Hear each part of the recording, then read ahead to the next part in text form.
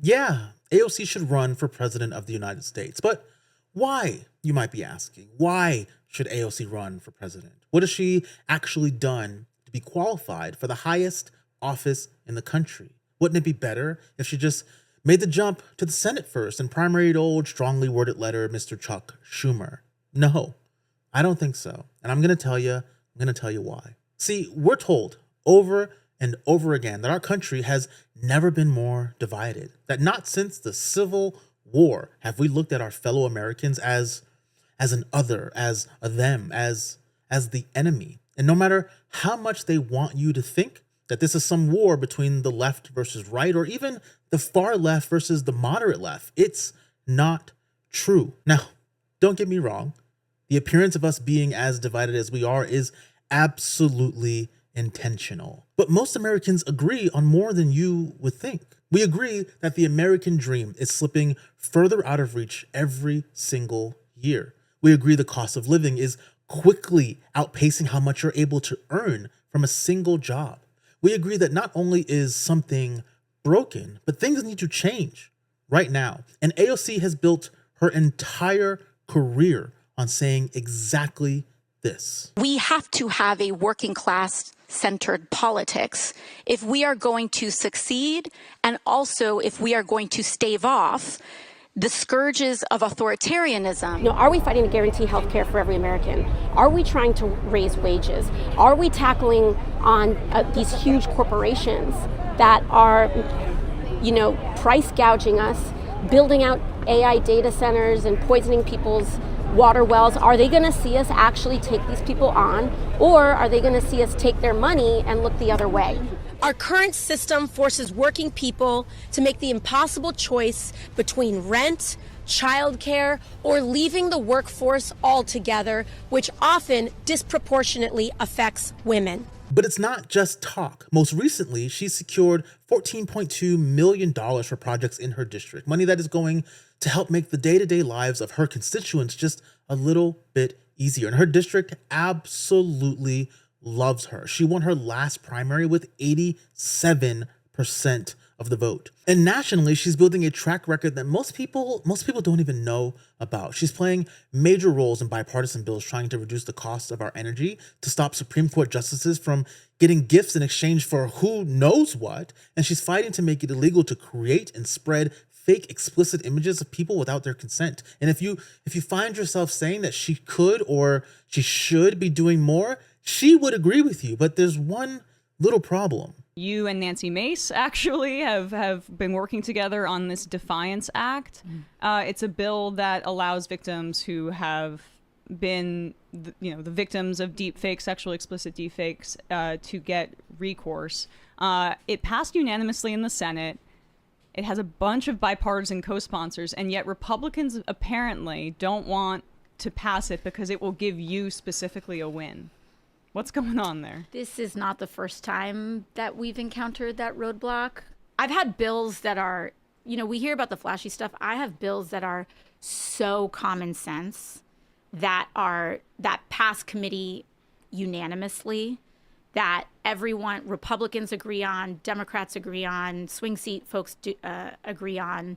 And, having people on my team be told, this can't move because it has her name on it. See, when you're constantly fighting against the status quo, trying to actually make real changes in people's lives, you're going to get hit from both sides. Because the establishment, the Democrats and Republicans alike, understand that if people start to realize that their government can actually change things for the better, people will start to demand it. See, when people hear a policy and they get told it's from a progressive or a democratic socialist, they react negatively before they can even digest the substance of the policy, which is absolutely intentional. And that's a byproduct of being fed propaganda aimed at making us believe that our government acting in favor of the greater good is somehow a negative, which, if you watch my last video, you'll know is crazy. Nobody thinks your local fire department is radical. If someone tried to introduce libraries in today's political climate, they'd be categorized as some communist breeding ground for free knowledge. And yet we consistently,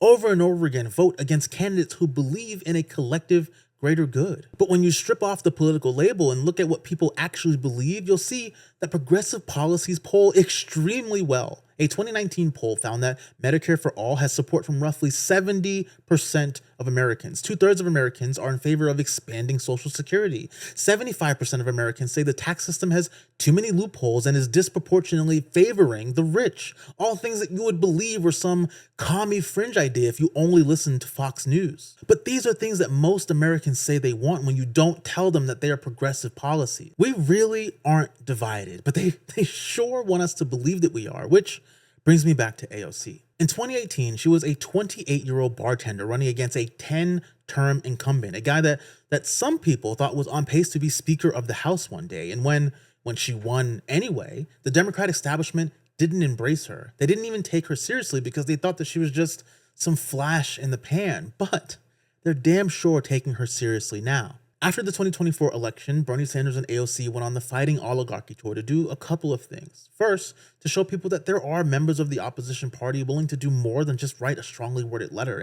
And two, to help gauge the national appetite for AOC. And it worked. They packed venues all across the country, from LA to deep red Idaho to Denver, gaining an accumulative total of over 260,000 people from all sides of the political spectrum, and many of whom had never once attended a Bernie Sanders or AOC event. And listen, I understand the argument for AOC turning her sights to the Senate right now. I really do. I get that a lot of people think the impact she can make by being a voice in Congress longer is greater than any potential presidential run right now. I hear all that, but I've had the pleasure of leaving my political bubble and talking to real people, and trust me when I tell you, nobody gives a shit about any of that. Most Americans care about vibes and feelings. Nobody truly cares about a political leader's resume. Just look at the current president if you don't believe me.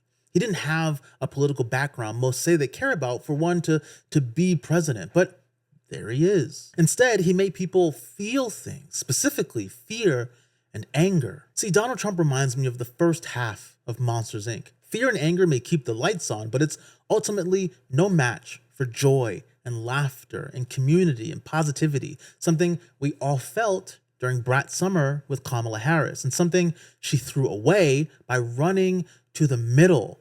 This country has been drifting to the right for a decade now, and the response from the people supposedly fighting it has been to do the same thing every time, to play it safe, to run to the middle, to not rock the boat, and to keep the status quo. And we tried that in 2016. Hillary Clinton ran a safe, moderate campaign against a guy that nobody thought could actually win. And he won because he wasn't the status quo. He was far worse than the status quo, but millions of Americans refused to trust their lying eyes because they needed to believe that moving away from the status quo was the right choice. Unfortunately, the Republicans picked Trump, and even though Bernie had the momentum, well, that's probably best saved for a different video. And we tried it again in 2020. Biden was the safe bet. He was the steady hand, a return to normal. And it worked for exactly one term. He was a Band-Aid to an open wound, and he couldn't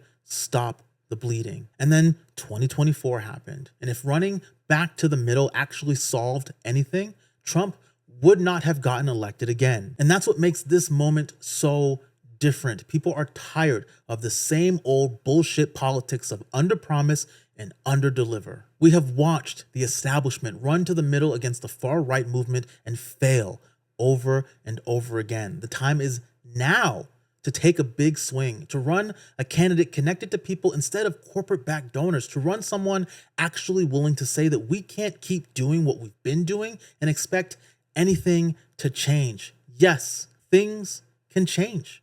Government can actually help make the day-to-day lives of people easier. It doesn't have to be this way. We can and should and deserve to do better. AOC should run for president for the exact reason why many of her would-be supporters don't think that she should, because they're afraid that we would lose her voice in government, that we'd be better off keeping her in the underbelly of the beast for longer, that the American public won't get on board with voting for policies that actually help all of us. And that is fear talking. That's decades of being oppressed by people telling you that things can't get better. Donald Trump won't be hiding under your bed forever. JD Vance or Marco Rubio can try and scare you into thinking that Randall the communist is coming to kill you all they want, but we know that joy and happiness and laughter and love and positivity will win.